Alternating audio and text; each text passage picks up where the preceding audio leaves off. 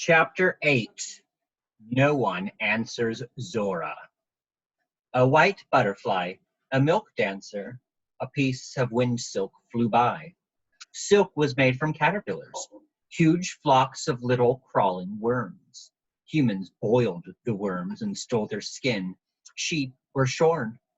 Humans didn't mind whether they covered their own bare skin with worm juice or wool, so long as it was white, so long as it kept them warm. They all wanted to be as white as lambs, but they couldn't bear it. They came out in colors. They stank. They were still naked, though. That was the secret, the naked secret. Human beings stood naked before things, delivered up to things, betrayed by and betraying things. What had it been this time? A spade. Wasn't that it?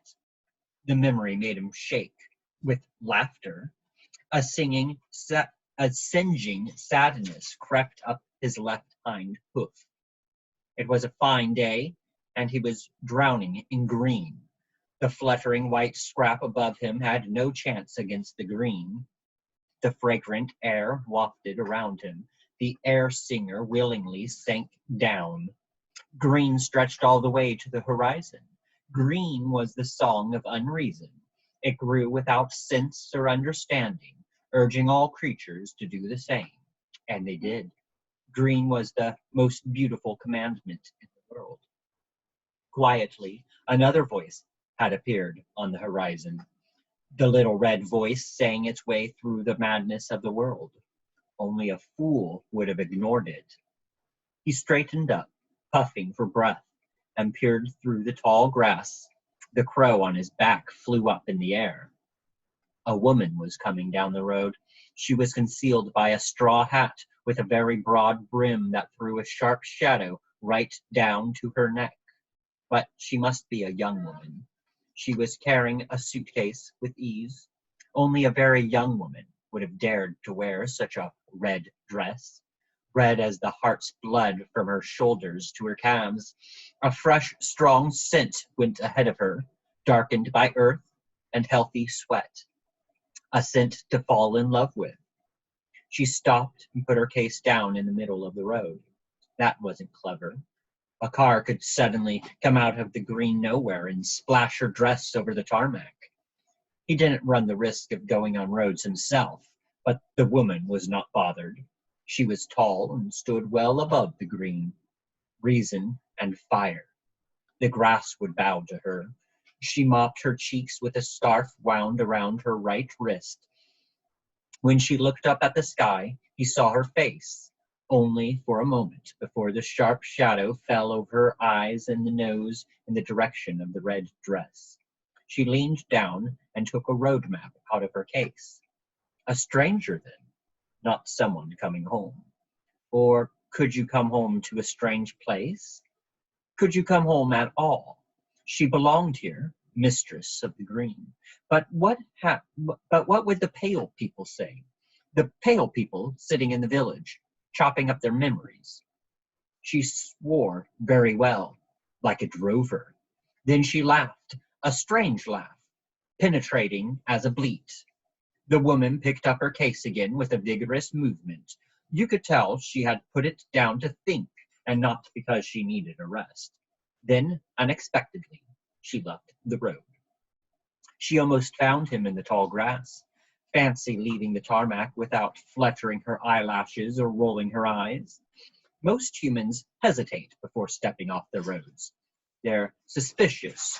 Their feet are tender, as if the ground were full of holes to make them stumble, and their first steps are like walking through mud. The woman had left the road decisively, like a sheep following her nose. She was still following her nose now, clever as a sheep, as she made her way towards the village. She hadn't let the road lead her astray. She'd make the pale people dance, swinging their spades in a big circle. Something to look forward to. The sheep had always been sure that Gabriel must be an excellent shepherd, if only because of his clothes. In winter and summer alike, he wore a cape of undyed sheep's wool. Some even said it was unwashed sheep's wool. Gabriel smelled as much like a sheep as a human can, especially in wet weather. Gabriel knew how to pay a sheep compliments, not with words, as George sometimes did, though not often enough, but just by looking at the sheep with his blue eyes and never once blinking. That sort of thing tickled a sheep's soul and made it go weak at the knees. The sheep had great expectations of Gabriel's abilities as a shepherd. Not much had happened yet, however. Gabriel's dogs had briefly herded them together, and Gabriel had counted them without a single sound. Gabriel's dogs never barked, ever. They just stared at the sheep, which was enough to make cold wolf fears chase up from their hoofs to the marrow of their bones. Gabriel was standing outside the shepherd's caravan, as silent as the dolmen. His blue eyes looked at every single sheep, one by one, as if he wanted to find out something. Almost imperceptibly, he nodded his head once at every sheep. Most of the sheep were sure that it had been an appreciative nod. Gabriel had inspected them and approved of them. It was exciting. They were a little proud until Othello ruined their good mood.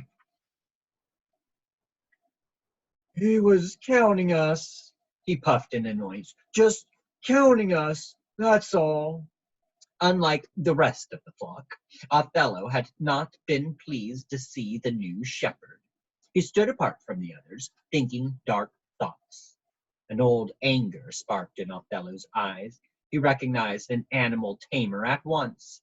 The same few gestures, the same boredom in their eyes, the same malice behind that deceptive friendliness. The cruel clown had been a tamer too, using sugar and hunger and stealthy torments.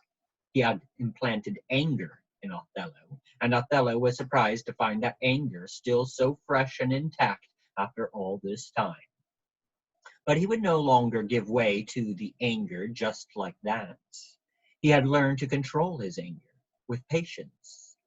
It was the day when the clown didn't close the shed door straight away, but instead bent over the box of props, turning his behind to Othello. Hungrily, Othello put his nose in the hay, but his eyes never left the clown's behind for a moment. He forgot the hay. He lowered his horns. At that moment, he heard the voice for the first time, a strangely dark, soft voice which had many things hidden in it. "Careful, Black Ram," said the voice behind. "Your anger's already lowered its horns.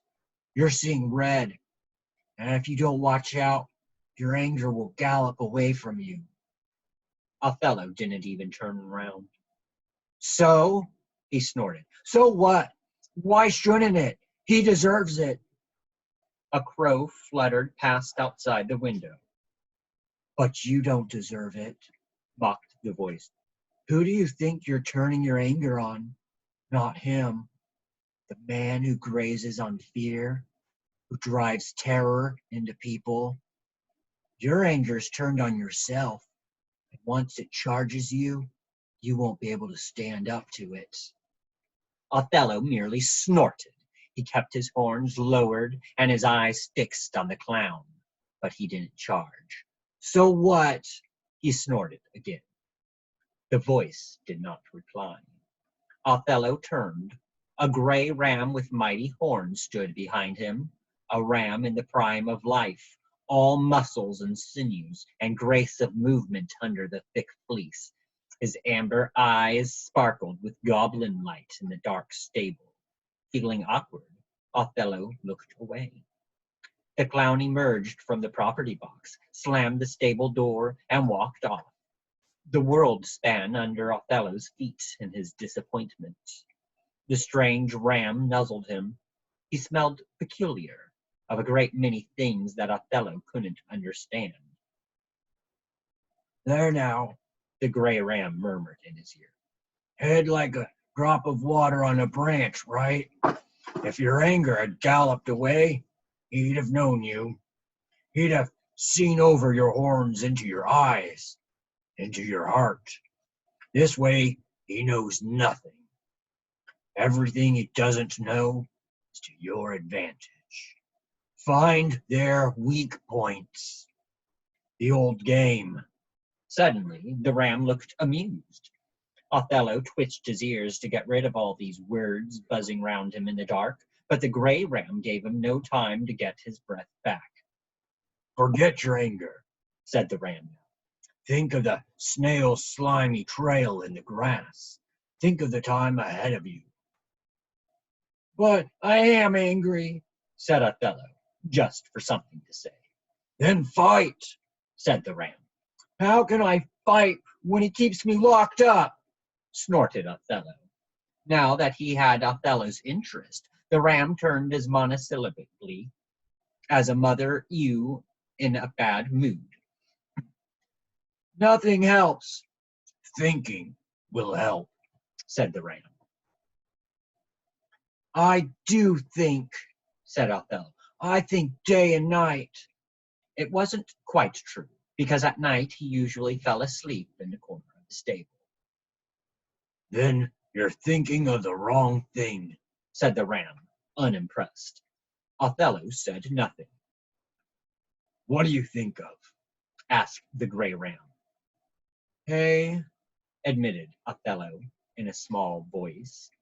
As he had expected, the ram shook his head disapprovingly. Think of the way a mole's coat shines. Think of the sound the wind makes in the bushes, and the feeling in your stomach when you trot down a slope. Think of the way the path smells ahead of you. Think of the freedom the wind is blowing your way. But never think of hay again. Othello looked at the gray ram. His stomach felt peculiar, but not with hunger. Or, if you want to keep it simple, said the gray ram, think of me. Othello thought of the gray ram, and his anger retreated behind his four horns where it belonged. The sheep in his flock were still looking at him with surprise. Gabriel was counting on us, he told them grumpily. Gabriel was counting us, he told them grumpily. He was only counting us. Now that Othello said it, they thought so too, and they were disappointed. But their moods soon improved. If even being counted by Gabriel was such a friendly, mysterious process, they could imagine how exciting the really important things would turn out to be. Things like his filling the hay rack, spreading straw and feeding them mangel wurzels. Most of all, they couldn't wait to find out what Gabriel would read aloud to them. Poetry, sighed Cordelia. They didn't know exactly what poetry was, but it must be beautiful, because Pamela in the novels often had men reading poetry aloud to her in the moonlight, and George, who never had a good word to say about Pamela herself, would stop being so angry and sigh. Or something about Clover, said Mopple hopefully. About the sea and the sky and fearlessness, said Zora. Not about the diseases of sheep, anyway, said Heather. What do you think, Othello? Othello said nothing. He'll read in a good loud voice, loud and clear, just the way it should be, said Sir Richfield. He'll explain lots of new words to us, said Cordelia. They were getting more and more curious. What in the world would Gabriel read to them? They could hardly wait for the afternoon reading time to come. Why don't we ask them? Suggested Cloud. She meant the other sheep, Gabriel's own flock. Gabriel's dogs had herded them together at one side of the meadow, and Gabriel was busy putting a wire fence round them. George's sheep weren't sure what to think, because it made their meadow quite a bit smaller. Just where the mouseweed grows, grumbled Maud. The others didn't mind about the mouseweed. It was the general principle that bothered them. On the other hand, they were glad that Gabriel's sheep wouldn't be running around with them because they found them rather weird.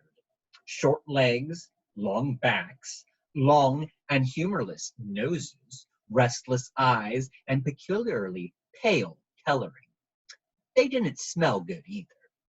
Not unhealthy, but nervous and lifeless.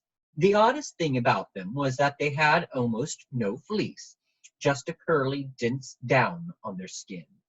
Yet you could see they hadn't been shorn recently. Why did Gabriel have sheep that didn't grow wool? What was the use of them? How happy Gabriel must be now he had such a woolly flock as themselves at last. Soon he would send the other sheep away. Until then, they agreed, the best way of getting along with Gabriel's sheep was to ignore them. But now they were tormented by curiosity. "I'd go and ask what he reads them," said Maud. "Only my nostrils itch when I get too close to them." They looked at Sir Richfield. As lead ram, he could be expected to make contact with the strange flock, but Richfield shook his head. "Patience," he snorted. Mopple didn't dare. Othello suddenly seemed to have lost all interest in literature, and the other sheep were too proud to speak to the fleeceless flock. Finally, Zora volunteered. She had done a great deal of thinking on her rocky ledge, and believed that pride, however well justified, shouldn't prevent sheep from finding out as much as possible about the world. When Gabriel was busy with a roll of wire netting behind the caravan, she trotted off. Gabriel's sheep were grazing. The first thing Zora noticed about them was how close together they kept, side by side, shoulder to shoulder. It seemed uncomfortable grazing in such a cramped space. No one took any notice of Zora, although her scent must have reached them long before she did. She stopped just beyond the flock and waited politely for someone to speak to her. One or other of the sheep sometimes raised its head and looked nervously in all directions, but its eyes passed straight through Zora as if she were invisible. Zora watched them for a while in surprise. Then she lost patience and bleated loudly. Their muzzles stopped grazing, their necks rose, countless pale eyes stared at her. Zora was used to looking into an abyss. She stood in front of them as if she were standing in a cold wind and faced them down. Perhaps it was a test to see how brave she was. Zora waggled her ears briskly and playfully pulled up a few blades of grass. Nothing happened. At the other side of the flock, a few of the sheep lowered their heads again, and a monotonous munching sound told her that they had gone back to grazing. But most of their eyes were still bent on Zora. She had to admit those eyes made her uneasy. There was a flickering light in them, the kind that sometimes played across the sky on days when the weather was very bad. On such days, a sheep could hardly think clearly at all. It was obvious to her that nothing was going to come of the other sheep. If anything was to happen here, then she, Zora, must make it happen. She took a glance back at her own flock, whose heads were turned her way. For a moment it seemed as if even her own sheep were looking at her oddly. But then she realized that wasn't true. Sir Richfield was standing on the hill, looking stern and attentive. Cloud, Maud, Lane, and Cordelia had crowded together and were watching her expectantly. A little ahead of them stood Mopple, looking hard in her direction. Zora knew that at this distance he couldn't make out much more of her than a black and white blur. She was moved. Suddenly, it didn't seem difficult to speak to these strange sheep. "Hello," she called. She decided to try some harmless subject. "Do you like the grass around here?" she asked. It occurred to her, too late, that this might be taken badly, as alluding to the fact that they were tucking into other people's grazing.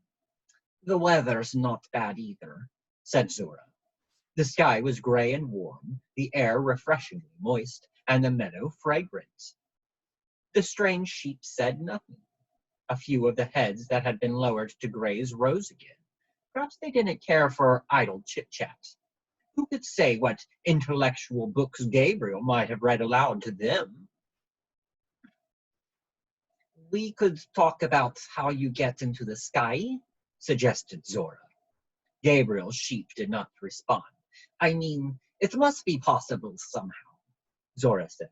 "We can see the cloud sheep in the sky, after all. But how do you get there? Is there a place where you can just climb into the sky? Or do you just carry on grazing straight up into the air?" Zora looked at the sheep intently. Nothing. Or, yes, a slight change. The unsettling flicker in the sheep's pale eyes was stronger now.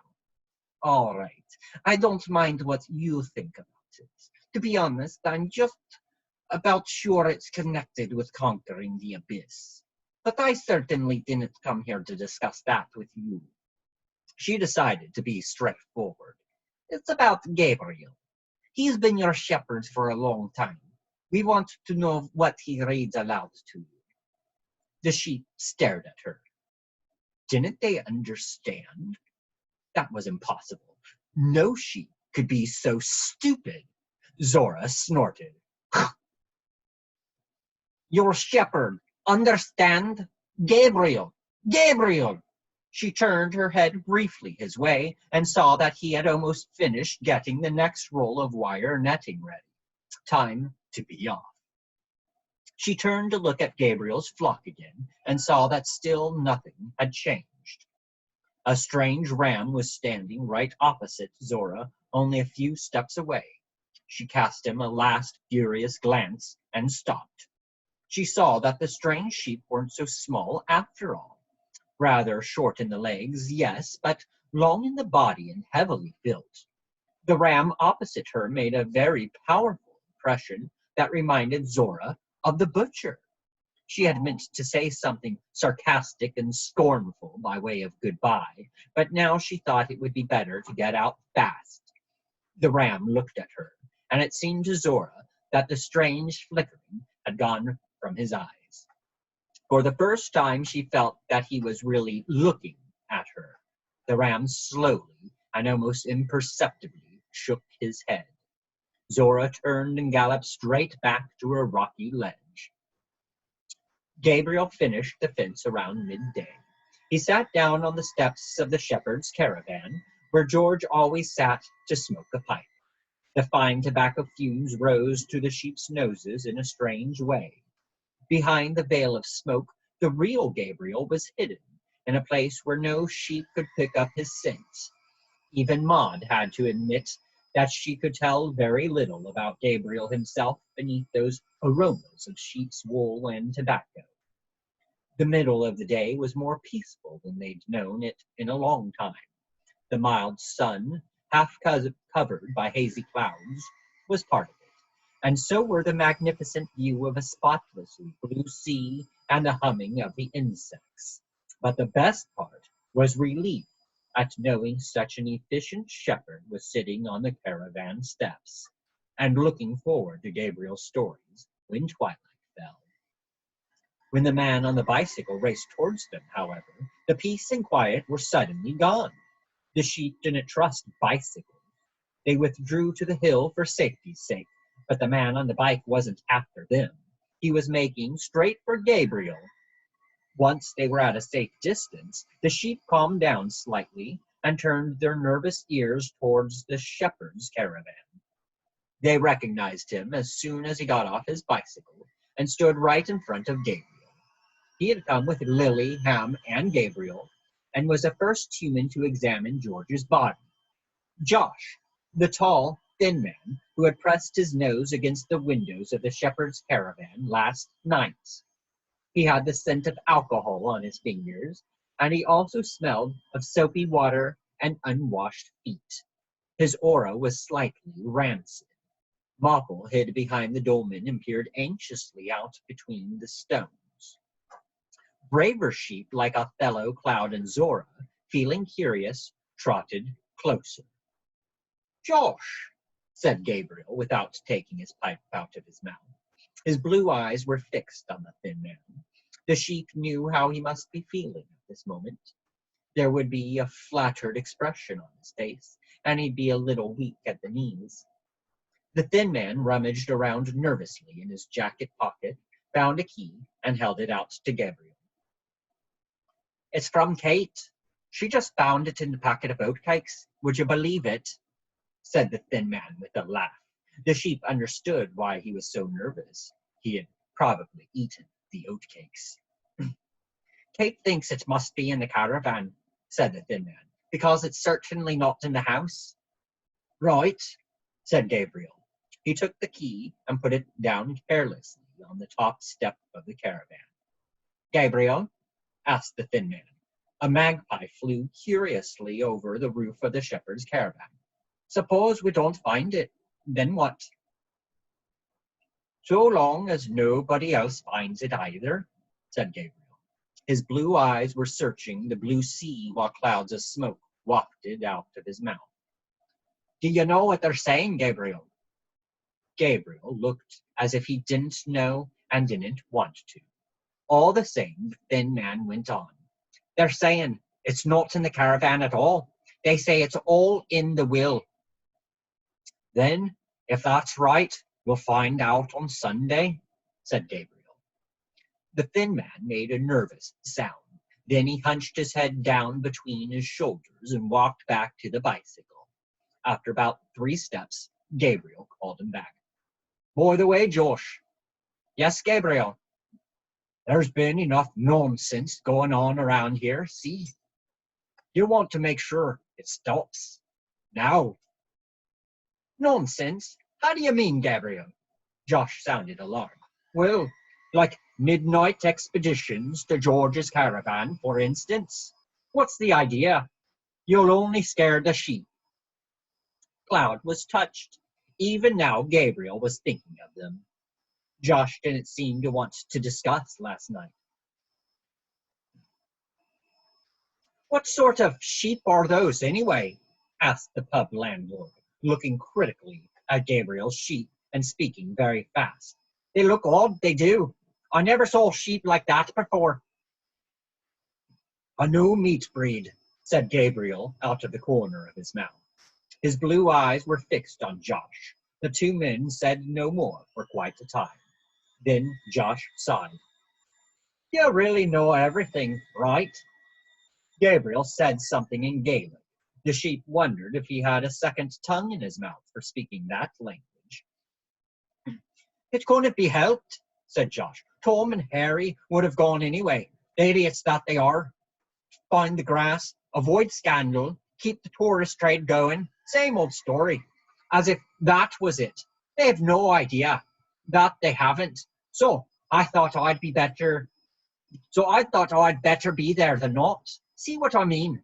I gave them a wrong key so they wouldn't bring any tools, but they'd be sure not to get in."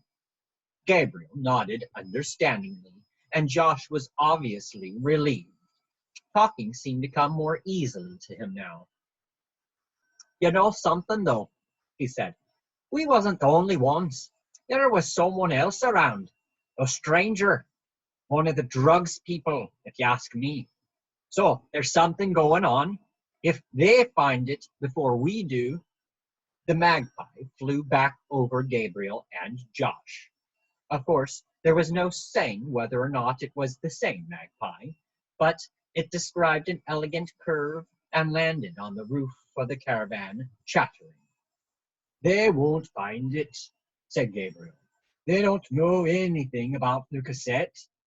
They're just after their stuff. Anyway, I'm here now. You want to get the folks in the pub to calm down." Josh nodded enthusiastically. The sheep knew just how he felt. It was his pleasure to do Gabriel a favor. "Gabriel!" Josh had been on his way again, but turned back once more. Gabriel shifted his pipe from the right to the left corner of his mouth and looked inquiringly at Josh. "You fixed all this really good." He waved his hand in a gesture, taking in Gabriel, the shepherd's caravan, the sheep, and the whole meadow. Gabriel nodded. "The sheep need a bit of looking after. at least until the will is read. They were really grateful to me in the management office. Animal welfare, hygiene regulations and that. And I'm saving on grazing for my own. He smiled an engaging smile. And of course, I can sit here, he added, slapping the steps of the caravan with his hand, just as long as I like. Josh grinned with relief. He nodded goodbye to Gabriel, mounted his bike, and clattered away in the direction of the village. As soon as Josh had disappeared round the bend in the path across the fields, Gabriel's brown hand came down on the top step of the caravan, but it felt around in vain. The key was no longer there.